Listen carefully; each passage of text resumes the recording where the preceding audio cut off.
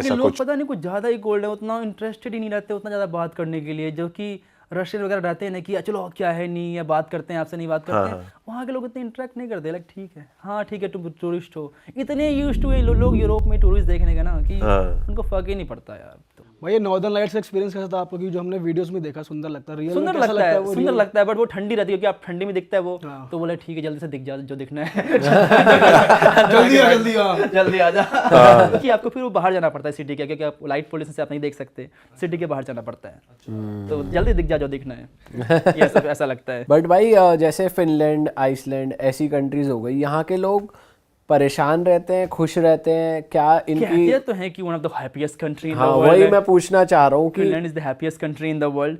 Happiest in the sense of कि उनकी life की प्रॉब्लम्स नहीं है। सपोज इंडिया में कोई अनएम्प्लॉय हो जाए तो कि पैसे कहाँ से आएंगे, अब कौन देगा पैसे? एटलीस्ट वहाँ गवर्नमेंट तो देती है आपको कि चलो ठीक है 2,000 रुपये डॉलर्स पर महीने ले लो, 2 लाख रुपये पर महीने तुम ले लो अगर तुम्हें अनएम्प्लॉय भी हो तो। बट टैक्स भी फिर ज़्यादा है वहाँ पे, 55% टैक्स देना पड़ सकता है आपको जो भी कमाते हो आप।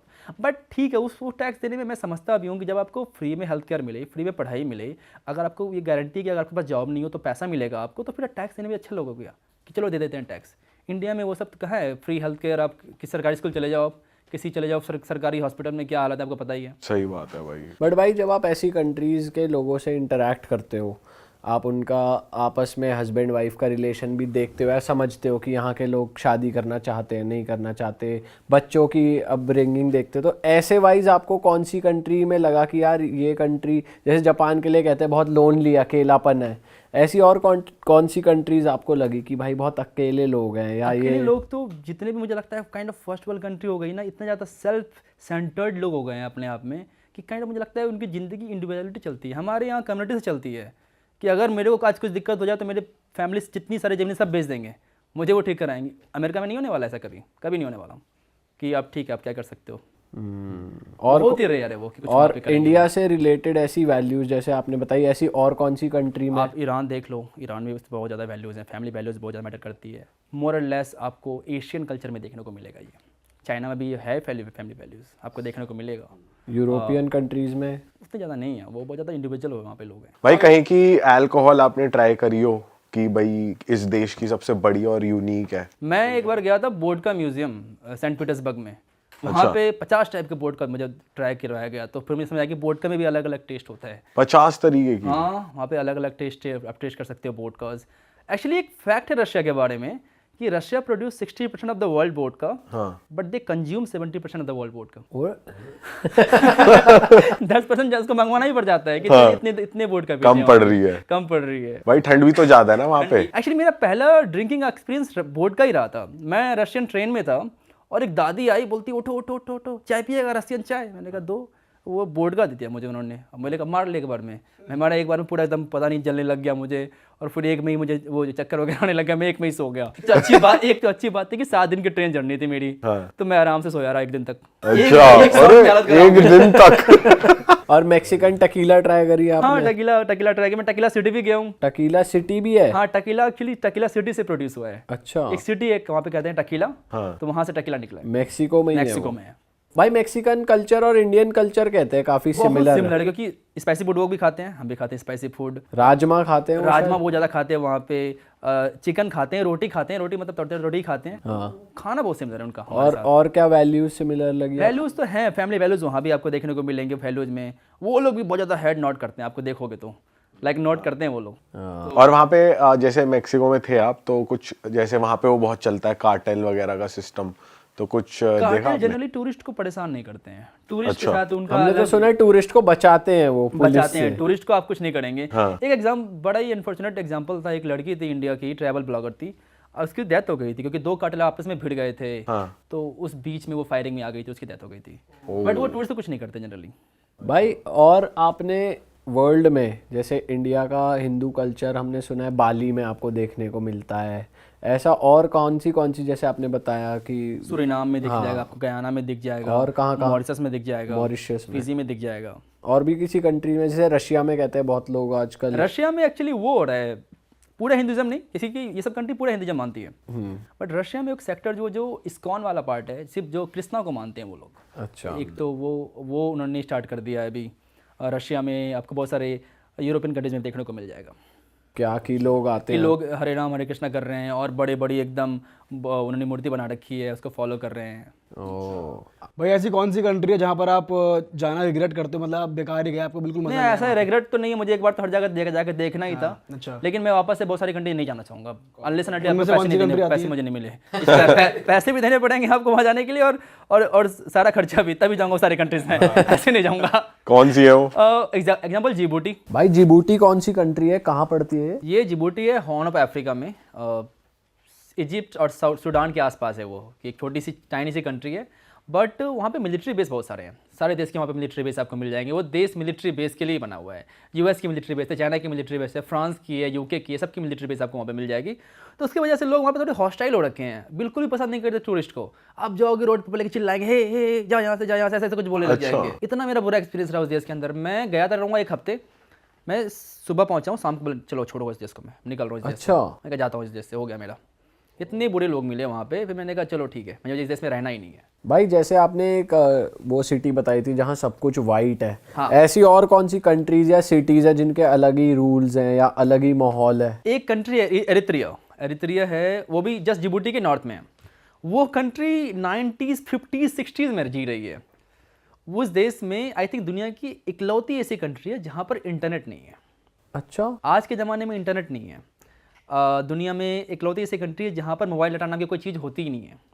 फ़ोन डाटा होता ही नहीं है, सिम कार्ड में फ़ोन डाटा नेटवर्क मिलता ही नहीं है। ऐसा क्यों है भाई उस देश क्योंकि में? वो एकदम अलग ही रह रहे हैं, 50-60 साल पीछे रह रहे हैं। बट वहाँ वो पे- अवेयर है कि ये चीजें एग्जिस्ट करती हाँ, हैं? उनको पता है, वो सब पता अवेयर है? एग्जिस्ट करती है। हाँ। उनको पता है कि दुनिया के बारे में चीज़ें हैं। आपको छोटे छोटे कैफेज मिलेंगे जहाँ पे इंटरनेट मिलेगा, आपको चलना पड़ेगा, आपको वाईफाई वगैरह का कोई सुविधा नहीं है, आपको चलना पड़ेगा 1 किलोमीटर जाकर फिर कैफेज मिलेंगे। अच्छा। आप लॉग इन करोगे, इतना स्लो स्पीड, व्हाट्सएप मैसेज आने में लगता है 25 minute, text message. Text message. Internet का तो वो लोग, आधे लोग तो इंटरनेट जानते ही नहीं क्या होता है इंटरनेट। तो वो इस तरीके से क्यों जीना चाहते हैं, उनको उसमें मजा आ रहा है? वहाँ पे डिक्टेटरशिप है, वहाँ पे तानाशाही है, और तानाशाह चाहता है कि ऐसे लोग जिए। और जैसे टूरिस्ट जाते हैं तो उन्हें डर नहीं है कि टूरिस्ट आके बताएंगे तो लोग प्रोटेस्ट इसलिए तो करेंगे? बहुत डिफिकल्ट वीजाज हैं इन सब कंट्रीज का, आपको बड़े मुश्किल से मिलता है, कभी कभी बिना मतलब का रिजेक्ट कर देंगे, बिना पूछे सोचे समझे। बट मैं लकी जाके मुझे मिल गया और मैं चला गया। और इनकी रिक्वायरमेंट क्या होती है? जैसे कई कंट्रीज मांगती है कि स्टे दिखाओ, फ्लाइट दिखाओ, बैंक बैलेंस दिखाओ, ये लोग ये क्या सब मांग? कंट्रीज की कोई रिक्वायरमेंट, ये कंट्रीज में क्या होता है कि आप एक लोकल बंदा ढूंढो वहाँ पे, लोकल बंदा आपके बिहार पे वीजा अप्लाई करेगा कि इस बंदे को मैं जानता हूँ, ब्ला कैसे जानता हूँ नहीं जानता हूँ, या तो फिर कोई टूर एजेंसी है, एंड देन आपको वीज़ा मिलेगा। आपका वहाँ पे था कोई दोस्त? वहाँ पे एक टूर एजेंसी वगैरह से आप कांटेक्ट करके मैंने गया था मैं, तो same Gilgit Turkmenistan, same here. और वो देश बड़ा है या छोटा? बहुत छोटा सा देश है, और 1970 में रह रहा है, सारी पुरानी गाड़ियाँ हैं, लोग साइकिल पे चला रहे हैं, साइकिल वहाँ का मेन पब्लिक ट्रांसपोर्ट है। But at the same time मुझे ना अच्छा लगा कि वहाँ पे ना बच्चे शाम को फुटबॉल खेल रहे हैं, ना कि अपने फ़ोन में गेम खेल रहे हैं। ये भी देख के अच्छा लगा कि वहाँ पे कम्युनिटी बनी हुई है कि रोज़ शाम को सब साथ पैदल जा रहे हैं, सब कुछ फ़ोन में नहीं घुसे हुए हैं। आप चलो मेट्रो में जाकर देखो, सब स्क्रॉल कर रहे हैं, टिकटॉक या जो भी कर रहे हैं। यहाँ पे एकदम सब हम फ़ोन में घुस चुके हैं, वहाँ पे है ही नहीं फ़ोन, तो कोई घुसा हुआ ही नहीं। एकदम ऐसा लग रहा है कि अच्छा जीवन है इनका, कि लाइवली है, लाइवली है, एक दूसरे से मिले जुले हैं, काफ़ी कम्युनिटी वाइज ज़िंदगी जी रहे हैं। तो आपने वहाँ के लोकल लोगों से बात करी कि उन्होंने कभी ट्रैवल किया बाहर, वो लोग बाहर जाकर जीते हैं, मतलब नहीं? बहुत ही डिफिकल्ट है, उनको परमिशन देनी पड़ती है उन देश से बाहर जाने के लिए। ओके। हमें क्या है कि हमें जब मन के चलो, जब पैसे में वो निकल जाता हूँ मैं देश के बाहर, वो उनको चाहिए होता है परमिशन, कि गवर्नमेंट परमिशन देगी आप बाहर जा सकते नहीं जा सकते हो। और वहाँ के मेजर लोग क्या करते हैं? जनरली एग्रीकल्चर हैं, छोटे मोटे काम कर लेते हैं। बहुत ही one of the poorest country में भी से आती है एक्चुअली वो, और उनकी खुद की करेंसी है। काइंड ऑफ वॉर में भी है कंट्री, वॉर कर रही है इथियोपिया के साथ। तो सब वो लोग ठीक है, मतलब लोग फिर भी खुश दिखे मुझे ना वहाँ पे, तो मुझे उसका अफसोस नहीं हुआ कि चलो ठीक है, अगर खुश हैं, ना इंटरनेट का यूज़ कर रहे तो क्या हो गया, खुश तो है ना, दैट्स मोर इम्पोर्टेंट। सही बात है। अच्छा भाई, आजकल हाइकिंग का बहुत ट्रेंड आ गया है, लोग पहाड़ों पे हाइक करने निकल जाते हैं, सुंदर सुंदर। तो इंडिया तो बहुत रिच है हाइकिंग के लिए अपनी, पर इंडिया के अलावा आपको कोई लगाओ कि वहाँ वो कंट्री हाइकिंग के लिए बहुत अच्छी है? बहुत सारे लोग आते हैं किर्गिस्तान, छोटी सी कंट्री, राइनी सी कंट्री, मैंने कहा था कि स्विट्जरलैंड ऑफ एशिया कहते हैं। किर्गिस्तान हाइकिंग के लिए बहुत ही सुंदर जगह है। लोग एकदम हाइकिंग के लिए वहाँ पे यूरोप से आते हैं, फ्रांस से आते हैं, जर्मनी से आते हैं, और हाइकिंग करने के लिए जाते हैं। आप गए थे वहाँ? हाँ, मैं गया था, 3 महीने रहा हूँ मैं इस देश में। तो वहाँ पे क्या यूनिक लगा आपको? सब कुछ यूनिक ही लगेगा, सब कुछ कोई नहीं है। घोड़े हैं बहुत ज़्यादा वहाँ पे, आपको घोड़े हर जगह दिखेंगे, तब घोड़े को देखते रहोगे, ऐसा फील हो कि स्विट्जरलैंड में आप आ गए हो। तो आपको जब हाइक पे वहाँ पे एनिमल्स वगैरह नहीं अटैक वाइल्ड करते? लाइफ उतनी ज़्यादा नहीं है वहाँ पे। अच्छा। एनिमल्स हैं बट आई थिंक फॉक्स से ज़्यादा मोस्टली, बट कोई ज़्यादा वाइल्ड लाइफ नहीं है वहाँ पे। ओ तो बहुत ही प्यारा डेस्टिनेशन है, हाई माउंटेन्स में आप क्लाइंब करते हो और कोई टूरिस्ट नहीं है, सबसे अच्छी बात कोई टूरिस्ट है ही नहीं, तो लोग इसलिए वो ट्रैवलर्स आते हैं वहाँ पे कि आके हाइक करें, जाके देखें। और इंफ्रास्ट्रक्चर हाइकिंग के हिसाब से है कि वहाँ ऊपर जा रहे हैं अच्छा तो infrastructure स्टेज है। भी है या फिर वहाँ पे कैंप्स ही लगाने पड़ते हैं सबको अपने? मोस्टली कैंप से लगाने पड़ते हैं और वहाँ पे यूथ का एक सिस्टम है, वहाँ पे नॉमैड्स होते हैं, जो नॉमैड फैमिली होती है जो कि माउंटेन्स में ही रहती है, तो उनके साथ आप रह सकते जो घूमते फिरते हैं, रहते घूमते फिरते रहते हैं। इन सब कंट्रीज में एक्चुअली बड़े बड़े यूर्ट लगाती है क्योंकि सब कंट्री ठंडी भी हो जाती है ना, तो -30 चले जाता है, तो वो यूर्ट बनाते हैं जिससे कि वो जो सिप का जो खाल होता है उससे वो बनाते हैं वो लोग। तो आपने कभी देखा भाई लाइव हंटिंग वंटिंग हो रही है आपके सामने? लाइव हंटिंग वगैरह तो मैंने किया था, एक ट्राइब है अफ्रीका में, हजाबी ट्राइब करके नाम है, तो वहाँ पे मैं उनके साथ हंटिंग पे गया था 3 दिनों के लिए।